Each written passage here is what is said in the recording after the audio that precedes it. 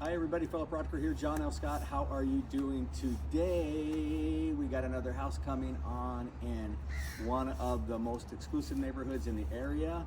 It is Northpoint at Maple Center. Northpoint at Maple Center, right in the heart of Maple Valley, Tahoma schools. And this is the first resale on this property. So these owners that own this house built it new. So everything in here is still like the first day it was built. It's absolutely incredible. They kept everything up. I don't know what to say about the neighborhood's awesome, but here's the thing that's really cool.